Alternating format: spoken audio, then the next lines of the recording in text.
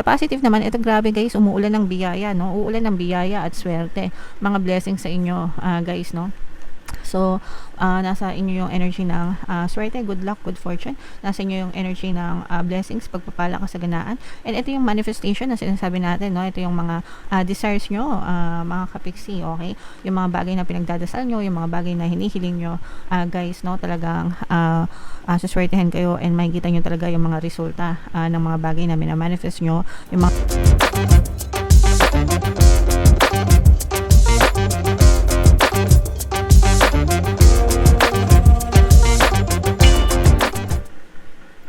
hello guys, hello Libra, welcome back to Pinay Big C Tarot. Ang pamagat ng episode natin for tonight is second half kapalaran para ngayong July to December para sa Libra, Sun, Moon, Rising, Sign, and Venus. Unahin natin tong deck na to mga kapiksi. Tingnan natin yung mga mensahe sa inyo or yung mga paparating sa inyo guys ngayong second half ng 2025. So, meron tayong manifestation guys, no? So, ito i-mind nyo na yan sa comment section mga kapiksi. Ibig sabihin guys, no? Kung ano yung mga bagay na minamanifest mo for 2025, kung hindi man siya nangyari ng first half ng 2025, at least ngayong second half ng 2025, meron pa kayong chance mga kapiksi, no? Para mag-focus kayo dun sa mga bagay na gusto nyo mangyari sa buhay nyo. When it comes to your manifestation guys, kayo yung responsible dyan, no? Sa mga manifestation nyo, depende kung gaano kayo ka-focus, ka-dedicated dun sa mga desires nyo mga kapiksi, and kung gaano kayo kasipag mag-manifest, no? Lahat ng nangyayari sa buhay natin guys, it's our manifestation. Lahat, positive man or negative, tayo yung nagmamanifest yan sa buhay natin.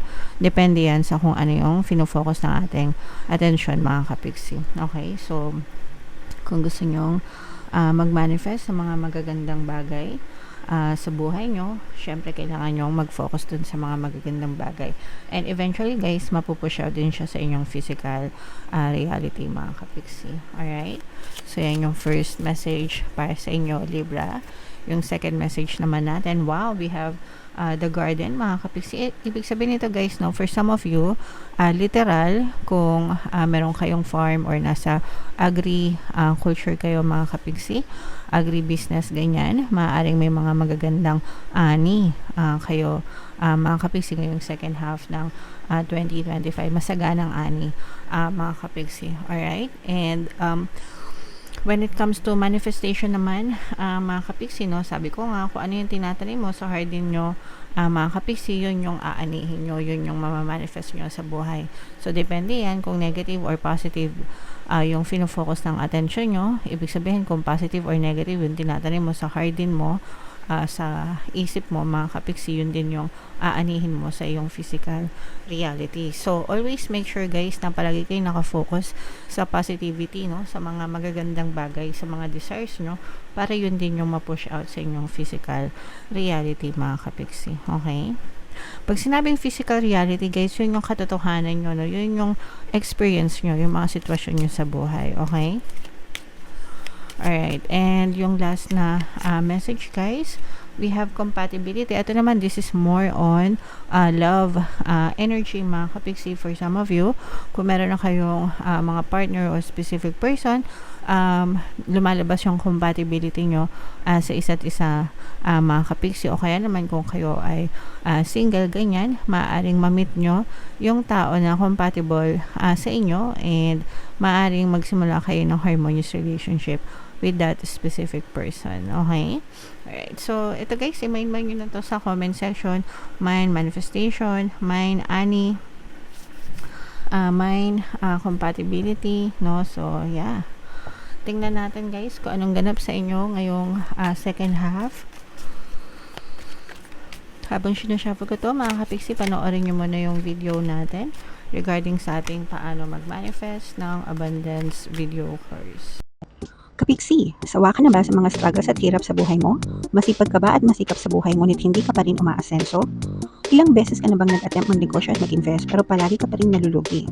Sa pagkakataon na ito ay maaaring may subconscious beliefs ka na nagiging balakid sa iyong pag-unlad at pagyaman. Introducing, paano mag-manifest ng abundance video course. Dito ay matututunan mong ma-overcome ang mga balakid mo para tuluyan ka ng umunlad, umasenso, sumagana, maging matagumpay, successful at maswerte sa iyong kabuhayan, pera, trabaho, negosyo, salapi at kaperahan ng bonggang-bongga. Dali, mag-send na ng email sa pinoypixitaro@gmail.com at simulan na ang iyong pagyaman ngayon. Alright, so sa lahat ng gusto mag-avail ng course guys, naka-flash sa screen nyo. Una, meron tayong paano mag-manifest ng abundance video course. Meron din tayong paano mawala ang third party at magkaroon ng harmonious na relationship. And meron din tayong paano pabalikin si ex-revised breakup. So sa mga interesado guys, mag-send lang kayo ng email sa pinoypixitaro@gmail.com. So, Libra guys, kayo ay na-represent ng Queen of Swords sa ating spread. Datag natin yung spread nyo, mga kapiksi. So, by the way guys, sa mga naghahanap ng mga pampaswerte na lucky charms, lucky bracelet, may mga items na makikita kayo guys sa description box itong video. Check nyo lang yung mga items doon, mga kapiksi. Pwede nyo i-check out kung gusto nyo. So, ito guys, wow, grabe. So, ito guys, no, this is sa loob ng 6 months guys, no. So, anytime from July to December, mga kapiksi, pwede nyo ma-experience tong mga energies na to, guys, okay?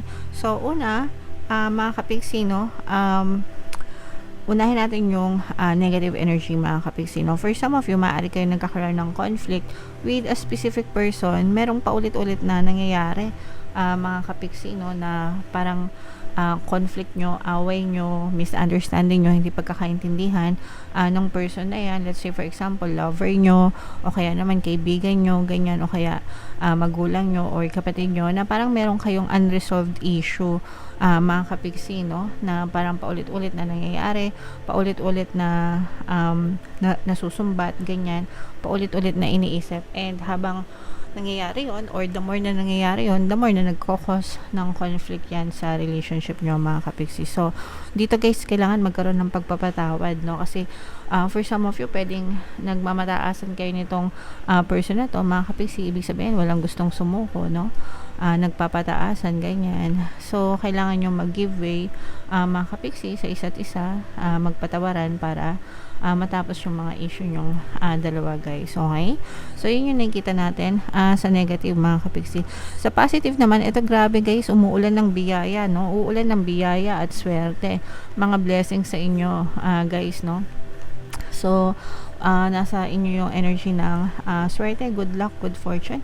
Nasa inyo yung energy ng blessings, pagpapala, kasaganaan. And ito yung manifestation na sinasabi natin, no? Ito yung mga desires nyo, mga kapiksi, okay? Yung mga bagay na pinagdadasal nyo, yung mga bagay na hinihiling nyo, guys, no? Talagang suswertehan kayo and makikita nyo talaga yung mga resulta ng mga bagay na minamanifest nyo, yung mga bagay na pinagdadasal nyo. So, just keep on praying and keep on persisting sa inyong mga manifestation, guys. Always focus, focus, focus. Kahit anong mangyari, mga kapiksi, kahit nakabaligtaran yung nakikita nyo sa inyong physical reality, mag-focus pa rin kayo sa mga desires nyo. One day or someday, makikita nyo na yung movement niyan talaga magmamanifest yan sa buhay nyo, okay? And ito naman guys, sabi ko nga, no, this is the energy of good luck, good fortune, swerte. Ito yung pinakamagandang combo na gustong-gusto nating lumalabas talaga kapag sa mga readings, no. So, mga kapiksi, talaga naman tunay kang pinagpapala and tunay kang suswertehin ngayong second half ng 2025. So, syempre guys, nasa Diyos ang awa, nasa tao ang gawa, di ba? So, kayo din ang gumawa ng swerte nyo, mga kapiksi, and i-attract nyo pa yung more blessings sa buhay nyo. Always be grateful, maging masipag, guys. Palagi magdasal, and of course, sabihin ng positibong mental diet para talagang swak na swak sa inyo yung mga swerte at biyaya at pagpapala na yan. Ayan guys, so for some of you guys, makaka-jackpot, yung iba sa inyo makaka-jackpot ng mga kontrata, makaka-jackpot ng mga job offer, makaka-jackpot ng mga deal, transaction, no? And talagang maraming perang papasok sa inyo guys, no? Sabi ko nga sa inyo guys, parang pinauulanan kayo ng biyaya, pinauulanan kayo ng swerte, pinauulanan kayo ng pera guys ngayong second half ng 2025. Syempre guys, no, kailangan nyo magsipag, hindi puro asa lang sa tarot reading. Dapat yung energy nyo guys, ina-align nyo dito, no, kasi ito na yung energy, mga kapiksi. Kailangan i-align nyo yung sarili nyo para ma-experience nyo itong mga possibilities na to, okay? Alright, so what else, mga kapiksi? tingnan pa natin, guys. Dito meron presence ng earth signs, Capricorn, Taurus, Virgo. For some of you, maaaring may earth element kayo sa inyong natal chart, mga kapiksi. Dito guys, nakakaramdam ako ng some kind of separation, mga kapiksi. So, eto guys. So, nakakaramdam ako dito ng separation, especially pagdating sa relationship, mga kapiksi, no? Lalo na kung LDR kayo. Pero kahit hindi kayo LDR, mga kapiksi, no? Maaari siya mag-resonate sa inyo. So, maaari magkaroon ng separation sa mga may relationship, partner, or specific person kasi may mga unresolved issues kayo, no, na sabi ko nga, parang matinding problema, guys, na paulit-ulit na pinagdadaanan nyo nitong specific person na to, mga kapiksi, and parang lumala, no, or maaring lumala siya and maaring mauwi ito sa hiwalayan, mga kapiksi, or kung hindi naman kayo maghiwalay ng tuluyan, parang yung isipan nyo doon na napupunta, parang iniisip nyo nang makipaghiwalay or iniisip na nilang maghiwalay kayo, pero again guys, the moment na inisip nyo yan, the more na you're pushing it to your physical reality, mga kapiksi. Okay, so maaring maganap talaga yung hiwalayan na yan, mga kapiksi, especially sa mga LDR. Okay, pero it will give more time for yourself, mga kapiksi. Kapag naghiwalay kayo, parang may magandang dulot din ito or magandang epekto ito sa inyo, guys, kasi parang mas makakapag-focus kayo sa sarili nyo, mga kapiksi. Parang mas uunahin nyo na yung sarili nyo, and for some of you, parang mas magiging panatag yung iba sa inyo kapag naghiwalay na kayo, kasi parang one less problem, no, kayo sa buhay nyo, mga kapiksi. Alright, and ito naman guys, no, sabi ko nga, financial gains, mga kapiksi. Talagang swerte kayo sa pera, binibless kayo sa pera, mga kapiksi. So, money is not a problem for you ngayong second half ng 2025, as in super blessed ka talaga sa kaperahan, Libra. Alright, okay, so yan guys, i-mind nyo na yung magaganda. Syempre yung mga pangat, wag nyong i-mind. Sa mga may problema sa relasyon, guys, meron tayong mga relationship subliminals, pwede nyo pakinggan, libre yun sa channel natin. Meron din tayong mga video courses na ino-offer ko dito sa ating channel. So, kung gusto nyo mag-avail, guys, mag-send lang kayo ng email. Okay? Alright, so tingnan natin guys yung additional na message para sa inyo, Libra. Bunod tayo ng isa dito. Honor thyself, mga kapiksi, no? So, honor yourself, respect yourself, love yourself, mga kapiksi. Put yourself first, no? Put yourself in the on the pedestal, guys, no? Kumbaga parang yes, it's okay to love another person, but you also have to love yourself despite of loving another person, mga kapiksi. Kung ano yung pagmamahal na binibigay mo dun sa partner mo or specific person or sa ibang tao, dapat binibigay mo din yun sa sarili mo, mga kapiksi. Okay, alright, so basahin natin, mga kapiksi. Just curious, when was the last time you looked into a mirror and addressed yourself as gorgeous, magnificent, or sublime? It matters. Here's looking at you, gorgeous. Okay? So, yeah, grabe ako, everyday ko yan ginagawa. So, this is about self-love, mga kapiksi. This is about loving yourself. This is about, having that a very good self-concept, mga kapiksi. Sabi ko sa inyo, guys, gawin nyo yung mirror technique, no? Yung mirror technique, guys, palagi kayong humarap sa salamin, look yourself in the eye, mga kapiksi, no? And tell yourself how gorgeous you are, how magnificent you are.